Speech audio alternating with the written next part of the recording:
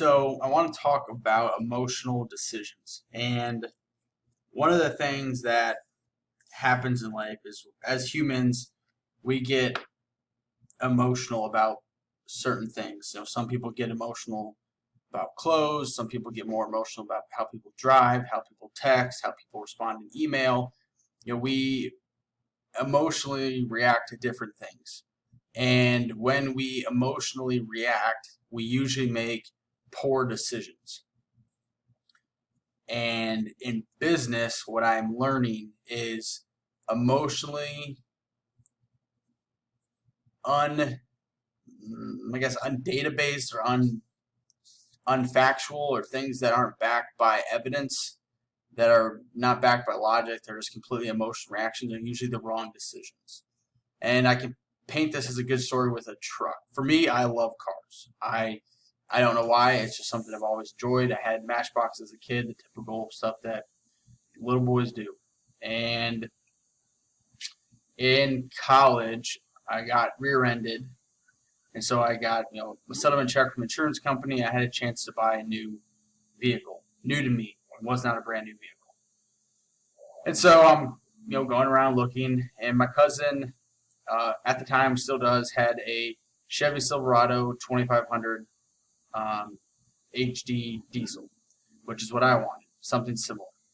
And the truck he had was, at the time, I would say around high 20s to low 30s. I was still in college and by no means could afford that, even on car payments.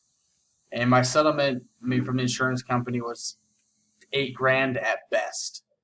The truck that got rear-ended was a 20-year-old truck that was rusty, and had 200,000 miles, so it wasn't a whole lot worth to it. I think they paid me more than I was expecting, but it wasn't like Anyway, so I'm going around looking at various vehicles, and there was a 2007 tan Chevy Silverado 2500 HD. It was not a diesel, it was gas. But for whatever reason, I fell in love with the truck and became very emotionally attached.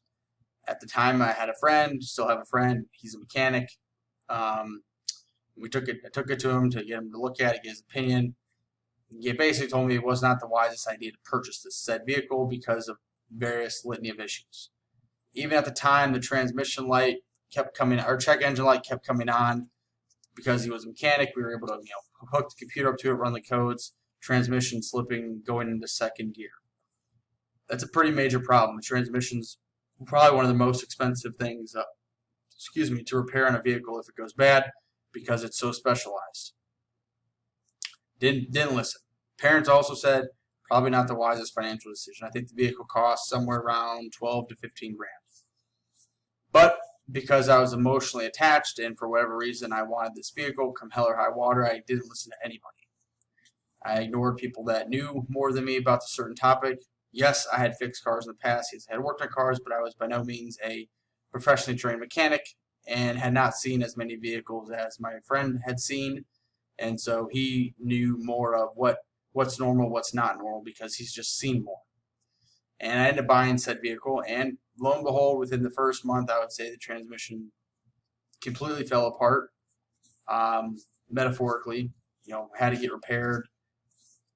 Cost maybe $5,000 to repair, so basically bought the truck 1.5 times almost because of the repairs. And so the moral of the story for me was trying to not make emotional decisions. My next car was a RAV4, much more practical, and never touched a damn thing on the car. Granted, it was way nicer, newer, blah, blah, blah. But the moral of the story was the emotional decision and not trying to be emotional decisions. In fact, the vehicle I have right now was pretty much an emotional decision. Went to a dealership, wasn't really looking to buy a car, and lo and behold, walked out of there with a vehicle. No, I don't really hate it at the time. I was kind of pissed at myself because it wasn't what I was planning on doing.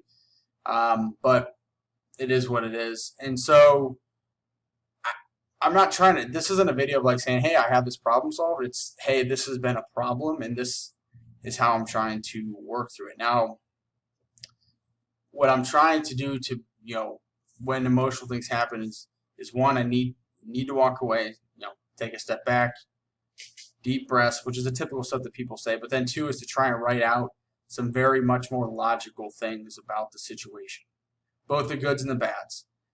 And for example, at the beginning of the year, I had an opportunity to move to another position outside of the current one, which was a very lucrative offer and a very lucrative opportunity. And it was a very emotional. I was very excited about it. Emotionally attached, maybe, but it was very stressful. And one, back and forth, back and forth, back and forth between two, this idea, that idea. And one Saturday, I went to the gym early in the morning, so nobody was there. Got on a bike, stationary bike, no music, no headphones, no nothing. Just rode for 45 minutes straight. Nothing crazy. This isn't Tour de France, but it was just enough to keep the mind working and think about things. And then went in front of the whiteboard and sat in front of it for 20 minutes and made a giant pros cons list of everything about the decision. And so, going through that and just going through the exercise of getting away. And I think that's one of the biggest things. Yeah, the deep breath. Yeah, walk away, blah, blah. But I think the other big thing that's helped is to not get distracted or not try and distract myself. A lot of times we face emotional decisions that are rather difficult and they're uncomfortable to deal with. And so what we want to do is we sometimes want to sedate that with something that's easy and gives us a feeling of comfort, stress relief, whatever. And for a lot of us, that's social media, myself included, as we grab our phones when something is hard or difficult, and it's not doing that. So this is the evolution and the process of not making emotional decisions and working to improve that process such that I am a better business person and that you can be a better business person as you navigate the waters in your own life.